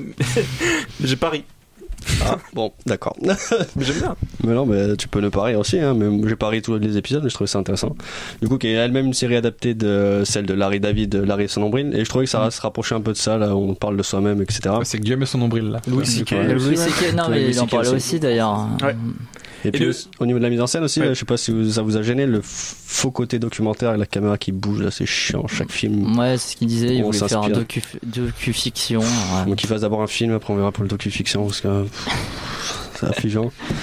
Du coup, j'avais aussi l'impression que c'était un peu le film qu'il fallait faire parce qu'il a raté Blue Ties. Du coup, il faut que ça justifie un peu. Il est dans une période trouble au niveau de la création, etc. Ouais, mais je pense, enfin, c'est ce que j'ai. Moi, ça me donne vraiment le sentiment d'un mec qui est complètement en manque d'inspiration et qui a écrit un film, voilà, comme tu dis, un peu pour essayer de sauver la mise. Et il s'est dit, bon, vu que mon couple est ultra populaire en France, tiens, si je faisais un truc sur moi. Et voilà, mais en fait, le truc, c'est que on peut peut-être trouver le film drôle, mais avec ce qu'il vient de dire pendant l'interview, je trouve ça mais complètement malhonnête de dire qu'on est dans une société de l'entre-soi qui se regarde filmer, qui se prend en photo, qui parle du selfie. Il fait un film sur sa vie quand même. Donc je veux dire un selfie de 2 heures. Non mais je veux dire, il y a quoi de plus malhonnête que de dire ah ça c'est pas bien, regardez, vous avez vu on est comme ça, ben je vais faire pareil. Il dit pas que c'est pas bien, hein. En fait il dit que c'est à la mode. Il dit juste voilà, on est dans un monde comme ça. Le ton qu'il emploie, c'est quand même quand même on est dans une société, enfin quand on dit qu'on est dans une société de l'entre-soi, c'est pas très positif quand même. On est d'accord. Bah peut-être pour lui saler. Ouais, peut-être pour lui saler, mais je trouve ça. On me dit à la technique, c'est une caricature. Plus que oui, non, mais c'est une finale. Ouais, c'est une caricature comme je dis, c'est une caricature faussement dérisoire. Il s'égratine un petit peu, mais bon, c'est pour bien se mettre en avant, pour bien faire sa promo après, parce que même s'il dit que la promo avec Instagram c'était pas calculé, je peux pas croire. À quel moment on fait une photo Marie Cotillard qui est à bouche ouverte dans un train et se dire ça va pas faire parler. Oui, mais donc, bon, ça va pas faire parler de mon film. C'était sympa à la rigueur. Ça, je veux dire, c'est peut-être le truc. Pardon. Mais je trouve ça avant le début du film. Mais qu'il l'assume jusqu'au bout, qu'il fasse pas le malhonnête à critiquer une société narcissique et qu'il fasse un film sur sa vie après. Voilà, je trouve ça malhonnête. C'est ça qui est drôle à la base aussi. Hein. Du coup, pour continuer sur les points faibles. Je trouvais que comme t'as dit, on se demandait d'où ça arrivait. La technique, on a la technique s'introduit dans le film. Parce que moi j'ai vu le film aussi côté presse. Donc c'est un film de potes entre copains. Je vais lui couper son micro. Il y a quelqu'un qui te parle. Ah oui, il a pas le casque. Il a pas le casque lui. Ah oui, du coup du coup t'entends pas. Tu viens de te faire censurer, Guillaume. Exactement. Ouais, mais il m'a censuré juste avant alors j'avais commencé de parler donc ça va. Ouais, moi qui étais côté presse aussi à voir le film et je suis allé à la conférence de presse, tu vois vraiment qu'il y a le côté caricature du truc et qui s'en fout en fait. Il a fait un film pour déconner et pour faire le con pendant tout le film et voilà, c'est tout. Ouais, après, mais qu'il le garde pour lui alors le film. D'un côté, c'est ce que je me suis dit aussi, qu'il le garde pour lui et qui limite ça peut être un truc de vie quoi. Mais d'un côté c'est drôle parce qu'on se dit putain ouais c'est vrai qu'on les voit d'une autre façon après. On se dit leur vie elle peut être comme ça et tu vois que c'est caricaturé mais fois 1000 c'est ça le truc. Est-ce que ça justifie un film de fiction à plus de 5-6 millions d'euros je pense de budget, enfin voilà. Ça je pense qu'ils auraient pu mettre beaucoup moins, une caméra à l'épaule terminée, c'est ça qui me gêne aussi quoi. Il y c'est ça qui, enfin voilà, moi ça me gêne profondément. Je trouve ça un peu indécent, mais après ça c'est une valeur morale que je me permettrai pas de rajouter par-dessus. Déjà que je trouve le film nauséabond, mais voilà, Après on verra ce qu'il fera dans l'avenir. Mais est-ce que le film marche? On sait rien. Parce que j'ai pas regardé, mais je crois que le film marche très bien. Il va marcher, oui, la première semaine, il va avoir une belle première semaine. Je crois que le film marche très bien. Il marche bien pour l'instant apparemment. Ouais. Je me demande à qui peut plaire. Avec le matraquage en même temps. Voilà, mais je trouve que c'est du matraquage médiatique. C'est le même titre que Suicide Squad, on en a parlé pendant un petit moment. C'est à la degré. Voilà, enfin, je veux dire, c'est qu'à un moment, il allait dans tous les trucs bankable un peu pour attirer les jeunes et les plus âgés. Oui, et puis ça attire de voir l'envers du décor, comme tu le disais, d'un couple glamour, tu vois. Donc les gens, ils vont. C'est comme quand on filme Cinémascope, tu vois, les gens veulent voir. Ouais, le couple Simon Titouan. Exactement. Et donc ça pas trop marqué. Aussi, il y a un casting d'amis, mais ça fait plus caméo que amis. Dedans, par exemple, Johnny Hallyday, on n'y croit pas trop, en fait. Mais en fait, j'ai l'impression qu'ils se filment entre eux, quoi. C'est vraiment un film d'entre-soi parisien bourgeois. Voilà, c'est pour ça que je trouve ça très malhonnête de sa part de dire ça. Est-ce que tu penses que si, dans la vraie vie, si Guillaume Canet a un problème de crise de la quarantaine, il va aller voir Johnny Hallyday? Non. Mais même si c'est une fiction. Non, mais je suis d'accord, c'est de la caricature, mais je trouve ça pas drôle du tout. Déjà, enfin, je trouve ça. Déjà le mec veut devenir rock, il appelle Johnny Hallyday, enfin voilà. Oui, puis là il veut se traiter de ringard, il y a Kev Adams qui arrive qui lui dit qu'il est ringard. Non mais voilà, enfin je veux dire Kev Adams c'est déjà ringard. Exactement. Donnez-moi un papier, j'écris le même scénario, il y a pas de souci. Enfin Puis même Rock'n'Roll en 2017, c'est pas trop plus trop à la mode, donc c'est un peu débile comme idée. Et je trouve que par exemple les dialogues des jeunes, notamment l'actrice qui joue avec elle, sont très mal écrits et c'est très grossier. Non, t'es pas baisable, machin. Je fais non mais quoi, t'as une actrice avec toi qui te dit ça et en plus toutes ses potes te disent pareil quoi. Enfin, c'est pas réaliste et c'est même assez grossier quoi. Et après il voulait aussi pas spoiler la deuxième partie du film. Game nous a demandé oui, avant la sortie, mais là ouais avant la sortie. Enfin, je sais pas si vous voulez le faire, moi je pense que ça vaut même pas la peine. Je pense qu'on a fait le tour de toute façon sur Rock'n'Roll, non je vais finir sur l'accent québécois aussi. Ah oui, c'est vrai. Puisque t'as un ami qui est québécois. Et parle en québécois. T'inquiète, j'ai une phrase en québécois. Et du coup donc j'ai un ami québécois qui m'a envoyé sur Facebook un extrait du film, là, celui qu'on voit à chaque fois, là, juste avant la période jardinage de Marion Cotillard, et il m'a demandé qu'est-ce que ça foutait dans un film qui se fout autant de la gueule des Québécois, parce qu'en fait pour y avoir vécu 3 ans, il parle pas du tout comme ça quoi. Chaque phrase faut qu'elle la fasse en québécois, que ça soit sous-titré comme si on comprenait rien. Il a pas compris du coup cette moquerie gratuite, et du coup je trouvais ça aussi affligeant en voyant le film, et je me suis dit est-ce que ce film était poche, et il est bien poche ce film. C'est poche mon ce qui veut dire c'est de la merde. D'accord. C'est poche alors. C'est poche ou pas? C'est moche. Je crois que ça passe pas François, le crash test. C'est moyen quoi. Voilà. Comment on dit moyen? C'est bon, on a réussi quand même à lui faire un petit peu changer d'avis. Non mais je l'avais déjà la vie, j'ai pas besoin de toi.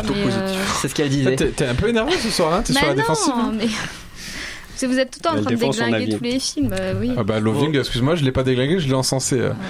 Alors, on peut pas me faire le procès d'une Stanislas Aigu que tu détestes tout. En comédie, en comédie française. Non, mais je suis. C'est quand il sort Alibi ou il est sorti. Et aujourd'hui sort Si j'étais un homme, que je n'ai pas vu. C'est aujourd'hui. J'avais le choix entre Noce et Si j'étais un homme, je crois que j'ai fait le bon choix. D'ailleurs, Jo, j'ai pensé à toi juste avant le film Rock'n'Roll ce matin. Il y avait. Mais t'es pas obligé de le dire à la radio, ça, tu vois. Non, mais j'ai envie de le dire. Il y avait la magnifique bande-annonce de À bras ouverts aussi. Une nouvelle, bien dégueulasse encore et raciste. C'était cool. Non mais voilà, enfin la comédie française, je trouve que ne se renouvelle pas et se complaît dans son petit monde, et je trouve ça dommage, parce que on aurait plein de choses potentiellement humoristiques à faire dans le cinéma français et qu'on ne fait pas, et je trouve ça triste, vraiment, profondément triste.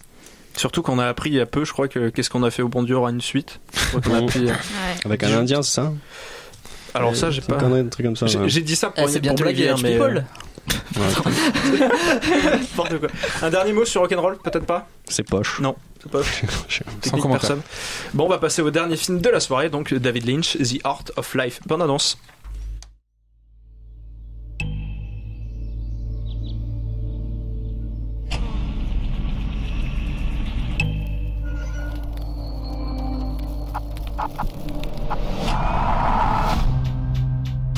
I think every time you do something, sometimes the past can conjure those ideas. Like the past colors them in In those days, my world was no bigger than a couple of blocks. Huge worlds are in those 2 blocks. Fantastic dreams. Big love. Like seeing something otherworldly. All I wanted to do was paint. It was like I couldn't control it. It just makes you think of stories. Sickness, corruption, fear in the air. It was so good for me. I could imagine a whole world that doesn't exist. I had tremendous freedom. My own little place. It really would be such a world.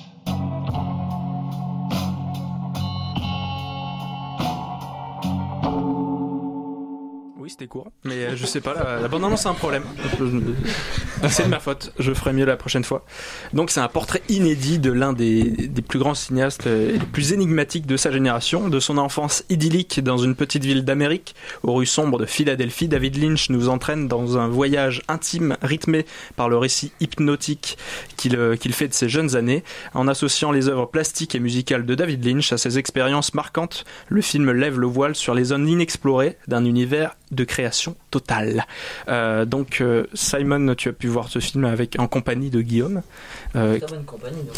Hein en très bonne compagnie. Problème de micro peut-être? Non, c'est bon. D'accord. Ah, c'est bon. Je m'entends. Merci. Donc c'est un court-métrage, un long métrage documentaire réalisé par 3 personnes apparemment. Qu'est-ce qui t'a déplu dans le film? Parce que je sais qu'on attaque de suite. Qu'est-ce qui t'a déplu dans ce film, donc dans ce documentaire? Moi, j'ai trouvé ça dommage que pour un cinéaste comme David Lynch Qu'est-ce qu'il y a? Non. Je suis beaucoup trop drôle. D'accord. Non, c'est merci. Guillaume Canet que t'as rendu drôle. Exactement. Non, pour un cinéaste comme David Lynch qui était assez avant-gardiste, mais qui faisait beaucoup d'expérimental, qu'il a un traitement aussi classique finalement dans le documentaire, parce que c'est vraiment l'alternance entre des images d'archives et puis ses entretiens, quoi. Et donc bon, c'est un peu dégueulasse pour lui. Après, il s'en fout, lui, voilà. Non, mais j'ai vraiment pas grand chose à dire sur ce film. Ça tourne en rond, ça m'a ennuyé. J'ai failli m'endormir. Guillaume a dormi. C'est grâce à ta batterie. Non, mais c'est intéressant au début, mais au bout d'un moment ça tourne vite en rond, quoi. Par contre, ça fait plaisir de voir David Lynch, parce que je trouve qu'il pète la classe. Ouais. Voilà. C'est vrai qu'il a beaucoup de charisme. Ouais. Non, mais on n'apprend rien sur son processus de création, sur sa vie, en fait, sur le côté peinture et tout ça. On mais le voit surtout, cinéma, on le voit surtout travailler, donc voilà. T'as un peu ce processus de création, mais sinon. De toute façon, c'est quelqu'un d'assez discret sur son processus-là. Ouais, et il a une vie assez calme, à part le moment où il est parti en Europe là quand il était jeune. Il a une vie un peu folle aussi, je pense quand même. Non, mais le personnage est calme. Non, il a une vie très calme. Ouais. Il avait surprenant quand on voit ce film. Mais oui, mais c'est ça le truc. C'est ça le truc. Et le mystère du personnage est là, c'est que j'ai pas vu le documentaire, mais tu te demandes. Quel escroc. Ouais, mais bon, j'ai lu ça.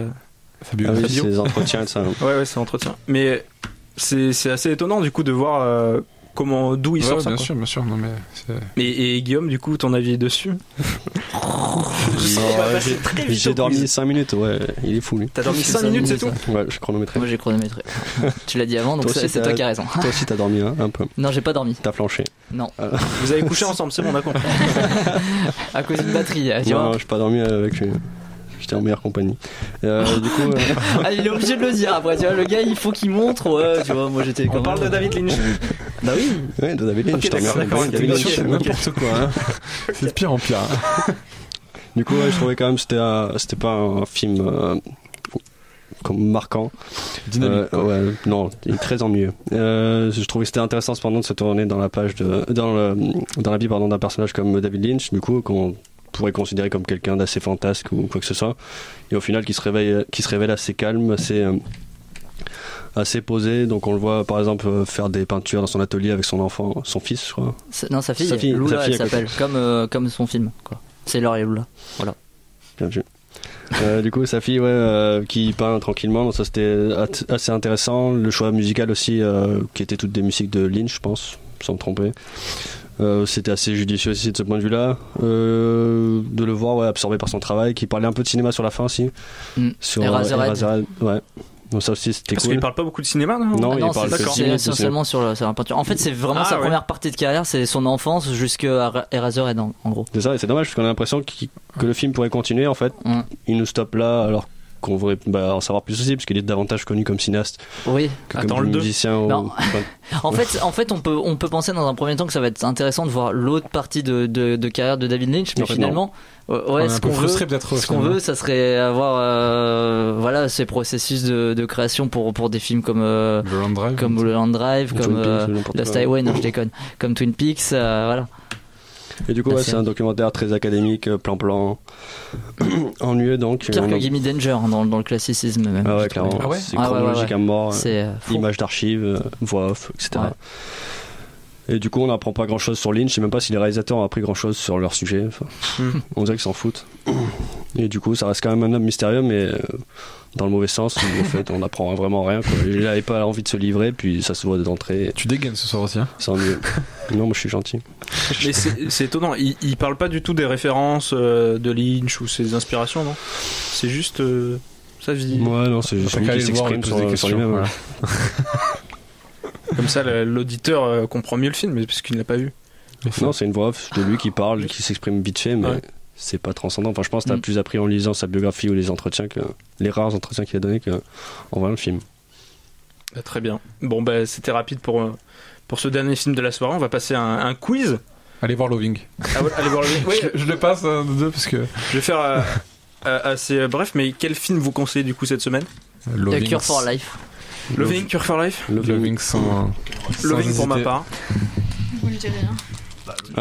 Underworld Blood Wars. Ah oui, un petit peu dessus parce que vous êtes deux à l'avoir vu. Pour les fans ou ceux qui regardaient cette série de films quand ils étaient plus jeunes, Underworld, la guerre entre les vampires et les loups-garous. C'est toujours avec Kate Beckinsale. Kate Beckinsale, exactement, qui est sorti du coup le film, le dernier, le 5e je crois si je me trompe pas. C'est ça, le 5e. Qui est sorti donc mercredi dernier.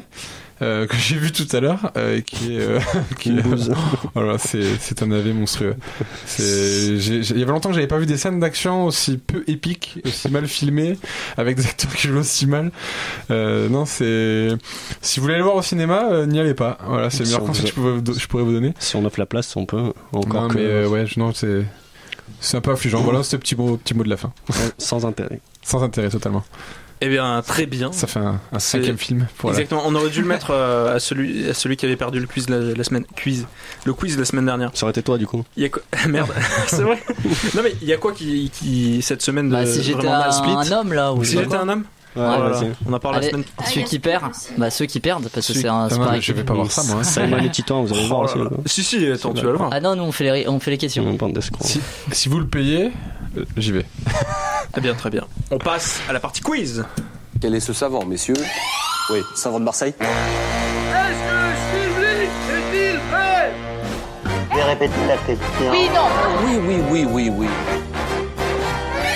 Oui, venez, je ne sais pas.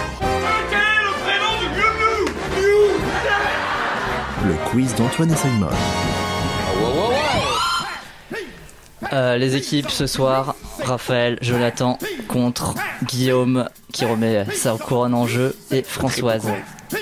Première question pour toi. La question c'est le blind test et on commence tout de suite le blind test. Trouver le film. Mila Special. Hop, la mitraillette a déjà dégainé. Il y a un complot là. Non, mais... bien joué parce que j'ai... demi-seconde après c'était foutu pour toi. Je répète. Musique composée par David Wigo, qu'on retrouve aussi ses partitions dans Loving. Allez, deuxième question, c'est qui a dit?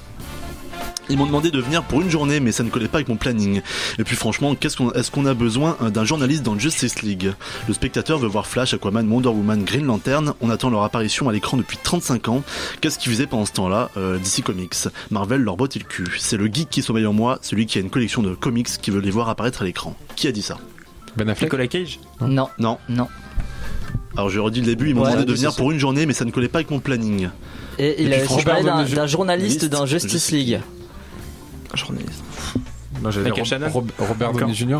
Non, c'est un acteur qui joue un journaliste dans les films DC Comics. Ouais, et, dans Man of Steel et Batman vs Superman. J.K. Simmons. Non, ça c'est dans Spider-Man. Attends, mais qui joue dans... Il a joué dans Matrix, si vous voulez une aide. Laurence Fishburne. Laurence Fishburne, voilà. C'est Guillaume qui l'a eu juste avant. Désolé, t'es là volé sur le bout de la langue. Ça ne se dit pas, mais ça fait rien. Ça pourrait fonctionner. Ça fait 2-0. On passe à En or ou en bois. Vrai ou faux? Vrai ou faux, Xavier Dolan a participé à l'écriture de certains dialogues en québécois pour le film Rock'n'Roll de Guillaume Canet, où Marion Cotillard passe la moitié du film avec l'accent. Vrai ou faux? Nine. Vrai. Mettez-vous d'accord, vous deux? J'espère pas si c'est vrai. Je sais pas, je crois que c'est vrai. Vrai, et ici faux. Et c'était vrai. Xavier Dolan, heureusement, qui a fait tourner Marion Cotillard dans Juste la fin du monde, aurait réécrit certains dialogues du film selon cette Marion Cotillard. Xavier, t'as déconné, hein. Voilà, ça fait 2-1. Allez, Samuel L. Jackson, membre de l'Académie des Oscars, a avoué que ses chouchous dans la course de l'Oscar étaient Fences et La La Land. Faux. Il a trouvé que La La Land était un lieu amoureux. Jonathan a raison. Non, oui, mais ils doivent répondre aussi. Ah, c'est vrai. Donc, qu'est-ce que vous dites maintenant? Je sais pas. Bah, faux du coup. Ah, c'est vrai que j'ai pas pensé à ça. Oui, alors, c'était faux. Il a aimé le film de Denzel Washington, mais il a dit sur La La Land, le film sur lequel tout le monde s'enflamme, je n'ai tenu que 20 minutes. Et il a dit de Premier Contact qui était... Non, je confonds avec un autre article, pardon. Ah, désolé. Non, Allez, alors 3-2 pour Françoise et Guillaume. Ouais. La première version du scénario de Premier Contact a eu sa fin modifiée à cause d'Interstellar. Vrai ou faux? Vrai. Et oui, Eric Eises, j'arrive jamais à le prononcer, Eiserer, le scénariste du film, a confié à Collider: je dirais que le seul changement significatif est le cadeau que nous laissent les heptapodes. Dans les premières versions, ils nous laissent les plans d'un vaisseau interstellaire, une sorte d'arche, et puis Interstellar de Christopher Nolan est sorti et on s'est tous dit, eh bien ça ne fonctionne pas. Donc on s'est concentré sur ce qu'on avait juste sous nos yeux, c'est-à-dire le pouvoir de leur langage. 4-3 pour Guillaume. Encore un vrai ou faux? A Cure for Life est le remake américain d'un film français avec Richard Anconina. Vrai ou faux? Il est partout. Ouais, ça, tu sors chaque semaine, Richard Anconina. Je dis que ce soir, c'est faux. Attends, remake. Si tu me dis vrai, je m'en vais. Non, c'est un scénar. Original, tu dirais? Bah, il est bête. D'accord, donc faux? Faux. Bah oui, faux. Faux. Et c'est faux, dommage, même si on aurait bien imaginé Richard Anconina dans le rôle d'un trader envoyé en cure médicinale. Ça aurait fait plaisir. Ça aurait enfin, original. C'est un scénario, quoi. Oui, c'est un... original. Ok, 5-4, à toi. Allez, après Ben Affleck qui s'est retiré du poste de réalisateur du prochain Batman, et peut-être même de son rôle, on ne sait pas encore, c'est le nouveau cinéaste récemment engagé Matt Reeves qui jetterait l'éponge pour réaliser le film. Oui, ça c'est vrai. Vrai. Ok, toi des deux côtés. Ah oui, c'est vrai. Selon le Hollywood Reporter, 2 réalisateurs resteraient en lice pour le remplacer. Fred Alvarez, qui avait fait le remake Evil Dead et le film d'horreur Don't Breathe, et le plus étonnant, l'auteur de Blade Runner, Alien et une grande année, Ridley Scott, pour réaliser donc ce Batman. On rigole à une grande année, désolé. Grand film aussi au passage. Non, je déconne. Après la première étoile, Lucien Jean-Baptiste va réaliser la 3e étoile parce qu'il a cassé le 2. Faux. C'est effectivement faux. Attends, mais c'est toi qui as fait cette vanne ou... Oui, c'est moi qui dénonce. Ok. C'est moi, c'est pas Antoine. C'est jamais James. Hein. Non. Qui est derrière nous. On va parler de toi, James. 7-6 pour François. Il a un petit décalage avec le son. Après, non, on allait vous parler des petits mouchoirs, mais vous en avez déjà parlé tout à l'heure. Donc, c'est l'occasion pour nous d'ouvrir. Mais moi le point. Bah non, je te le mets pas. 7-6 pour Françoise et Guillaume. On va parler maintenant de Guillaume Canet, un quiz spécial Guillaume Canet, comme on a l'habitude de le faire chaque semaine maintenant. Qui c'est celui-là d'abord? Frank Neuhardt. C'est dans quel film? Quel personnage? C'est un personnage que Guillaume Canet a joué. Mon idole? Non. La plage? Non. C'est un personnage historique. Bah non, il a pas joué en Bretagne. Nomination au César. C'est un quoi? T'as dit quoi? La prochaine fois, je viserai le cœur. Et oui, c'est ça. La prochaine fois, je viserai le cœur de Cédric Angers, qui était sur Frank Neuhardt, le tueur de l'Oise, un ancien gendarme. 7 partout, ça se resserre. Allez, maintenant, c'est une réplique, un film. On écoute une réplique. Vous lui dites de quel film provient cette réplique. No one really knows the answer. So, we use science to stop this business of athletes just training without logic. We do tests. We analyze the results. And then we do it all again. Blood Ties du coup? Non, il joue pas dans Blood Ties. Non, c'est une phrase qu'il a prononcée. This is not just running up a hill in the hope of getting fitter. This is science. Peut-être que cet accent, ce mauvais accent italien peut vous aider. some of them much better. But c'est une comédie? Non, c'est pas une comédie, c'est un biopic. Chaplou? Non. Avec Ben Foster. And then, I tell you, Lance. I tell you, Lance, il a dit. The Programme, oula, c'était compliqué. Ouais, The Programme de Stephen Frears, le film sur l'incendie. Oui, où Guillaume Canet jouait le docteur italien. Mais tu allais faire Je savais même pas qui jouait là-dedans. Et oui, et il joue particulièrement bien. Ça fait 8-7 donc maintenant pour Jonathan qui a repris l'avantage. Attention Guillaume. Question. C'est les deux alors qui jouent. Oui. Désolé. Raphaël, tu gagnes. Françoise, tu perds. Sur quelle durée le film Jeu d'enfant, première réunion à l'écran du couple Canet-Cotillard se déroule-t-elle? 1. 27 heures, 2. 27 jours, 3. 27 mois, 4. 27 ans, 5. 27 siècles, Cloud Atlas. 27 ans. Et oui, c'est effectivement la bonne réponse. 27 ans, 9 à 8. Et maintenant, merci le Québec. Un titre de film en québécois, vous trouvez le titre en français. Ça va être rapide maintenant avec Guillaume qui connaît tout. Les bagnoles. Merde. Cars. Ouais, Cars. Et oui, ou Guillaume Canet, prête. C'est des clés de sa voix Flash McQueen et doublé en anglais par Owen Wilson. Voilà, ça fait 10 à 8 pour Raphaël et Jonathan. Exact. C'est quand tu vois c'est vrai qu'il double il double Flash McQueen. Alors, pas tourné. Alors, en l'honneur de l'ex-joueur de l'OM et de Saint-Etienne, Brandao, qui disait pas touché, nous inaugurons cette semaine un nouveau type de question, le pas tourné. Le principe est simple. On vous donne pas tourné. On vous donne une liste de noms d'actrices et d'acteurs et il faut retrouver laquelle ou lequel n'a pas tourné avec notre personnalité de la semaine, en l'occurrence Guillaume Canet cette semaine. Donc voici les noms: Cadmerade, Leonardo DiCaprio, Manu Payette, Eva Mendes, Dustin Hoffman, Omar Sy, Mark Strong. Omar Sy. Non. C'est qu'une seule personne qui a. C'est une seule personne qui n'a pas tourné. Qui n'a pas couché Guillaume Canet. Non plus. Mais genre en acteur ou... Vas-y, tu peux leur dire. Alors on a Cadmerade, Leonardo DiCaprio en acteur, hein. Manu Payette, Eva Mendes, Dustin Hoffman, Omar Sy, Mark Strong. Mais du coup Eva Mendes je crois qu'il a dirigé. Mark Strong aussi. Il a pas joué avec. Non, il a dirigé en quoi? Je dirais Omar Sy. Non, c'est Mila Kunis. Allez, je l'ai redit une fois et vous nous donnez votre réponse. Cadmerade, Leonardo DiCaprio, Manu Payette, Eva Mendes, Dustin Hoffman, Omar Sy, Mark Strong. Je dirais Omar Sy. Tu penses à la question piège, je veux dire? Enfin, genre c'est le seul. Ouais, Omar Sy. Il y a Cadmerade aussi et Manu Payette. Oui, non, mais il a tourné avec les deux. Omar Sy, ok. Ouais, pareil. Pourquoi pas? Omar Sy. De toute façon, t'es dans une bonne ligne. Vous êtes vraiment bon parce que c'est Omar Sy. Cadmerade, il a tourné avec lui dans Un ticket pour l'espace et La nouvelle guerre des boutons. Leonardo DiCaprio dans La plage. Manu Payette dans Les infidèles. Eva Mendes dans Last Night. Dustin Hoffman dans The Programme. Et Mark Strong, c'était pour le film Netflix Jadottville. Donc, point pour les deux équipes. 11 à 9. C'est encore à moi. On finit le quiz spécial Guillaume Canet sur une musique de film qu'il faut retrouver.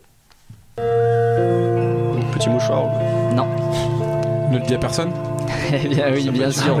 Ne le dis à personne. Et sa musique composée par Mathieu Chédid alias M, récompensé par le César de la meilleure musique originale en 2007. C'est M qui fait aussi celle de Rock'n'Roll, non?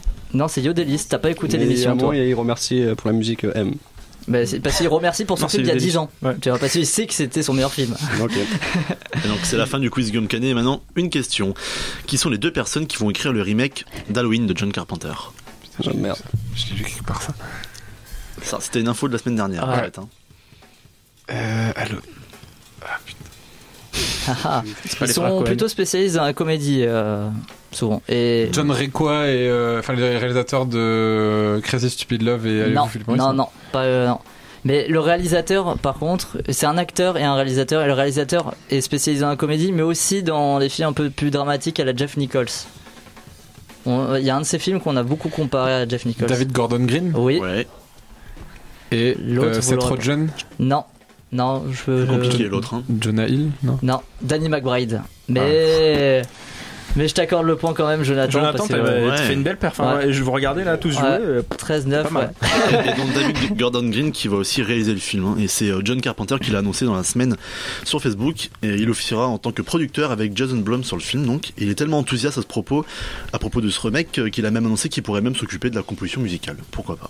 Alors, qui a dit Je vais essayer de faire quelque chose de bien spécifique et très différent. Mon intention, c'est de faire un film basé sur des faits scientifiques et qui se déroule entièrement dans l'espace.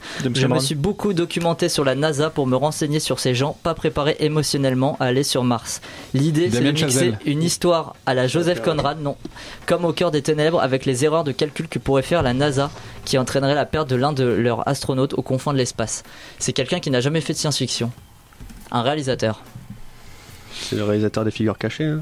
Non, figure de l'ombre. Non mais non, le film est déjà... Non, c'est un grand cinéaste néoclassique. Néoclassique. Coppola? Non, on pense pas du tout à lui pour la science-fiction, mais il a un film qui va sortir le mois prochain. Il a beaucoup travaillé avec Mark Wahlberg et Joaquin Phoenix. James Gray, et oui, James Z. C'est quoi? C'est c'est James Gray à propos de son nouveau projet Ad Astra, la première incursion donc du cinéaste américain dans la science-fiction dans laquelle pourrait jouer Brad Pitt. Le tournage du film devrait débuter cet été. On vous rappelle que Gray donc sortira le 15 mars son nouveau film The Lost City of Z, produit par Brad Pitt. Voilà. Qui suis-je pour terminer? Bon, même si voilà, la boucle est bouclée. Qui suis-je pour terminer? Même si je pense que les dés sont jetés. Attention, vous êtes prêts? Je suis né le 7 août 1974 à Lexington dans le Kentucky. J'ai débuté dans Un jour sans fin. Malheureusement pour moi, cette performance ne fut pas déterminante pour le reste de ma carrière puisque j'apparais moins d'1 minute à l'écran. Je joue Aaron, le garde de la sécurité dans Vanilla Sky de Cameron Crowe. Mon ami Michael Bay est un des premiers réalisateurs à m'avoir fait confiance en me donnant des rôles de plus grande importance dans Pearl Harbor ou encore Bad Boys 2.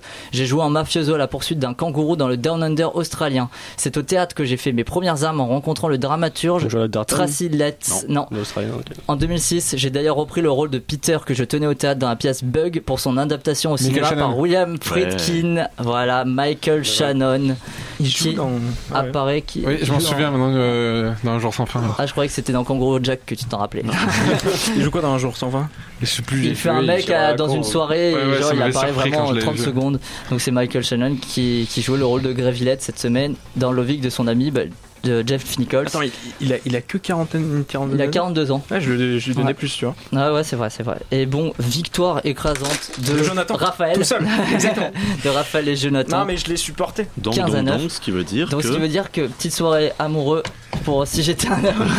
Si j'étais un homme, ça va être sympa. Non, exactement. Ils sont déjà en train de remballer les affaires là. La défense est cuisante. Ah, c'est le talent. Que voulez-vous? Donc merci à tous d'être venus. Vous êtes nombreux. Merci à la technique. À la semaine prochaine. Sur nous avoir soutenus. Et d'avoir participé aussi. Exactement pour Rock'n'Roll. On avait du public aussi cette semaine. Énormément de gens. Exactement. Faites du bruit. Tous nos auditeurs qui sont là. En simulant aussi. Merci James fait semblant, vas-y. Exactement.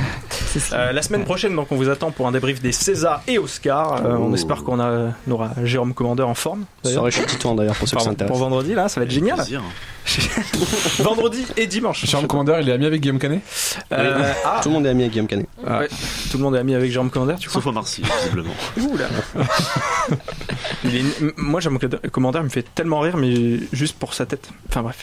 Ça, c'est très gentil. Ça. Non, mais juste, enfin, je sais pas, il a une tête de con. Non, mais il y en a qui ont une tête, enfin, qui. Moi, je suis convaincu qu'il peut faire un truc intéressant, enfin, qu'il peut faire il pourrait faire un truc un peu sympa, drôle, voilà. Tu crois pas quand tu dis. Tu crois pas. J'espère. En même temps, les Césars, ça a jamais été très. Si, quand Michel Drucker présentait, c'était stimulant, quoi. Moi, je trouve qu'il y a des moments très drôles quand même. Aussi, toi tu vas t'éclater vendredi soir. Celui avec il préfère les Césars aux Oscars, lui. C'est vrai que j'adore ça. Voilà, je sais pas pourquoi je passe un très bon moment devant. En plus, il y a Georges Clooney et tout. Je sais pas si vous avez vu la promo avec Georges Clooney qui dit non, je suis César parce qu'il a fait. J'ai trouvé ça pas très drôle. Voilà. Non, mais moi je trouve ça sympa, mieux que Rock'n'Roll. Celui avec Jamel en 2011, c'était vraiment pas mal. Bref. Donc les Césars qui ont lieu le vendredi 24, puis les Oscars qui ont lieu dans la nuit du dimanche 26 au lundi 27 chez nous. Je sais plus à quelle heure c'est d'ailleurs, enfin combien de décalage. 2h du matin, je pense, un truc comme ça. Et puis ça dure au moins 3-4 heures. Ouais. C'est une longueur ce truc. Ouais, en plus on a école après.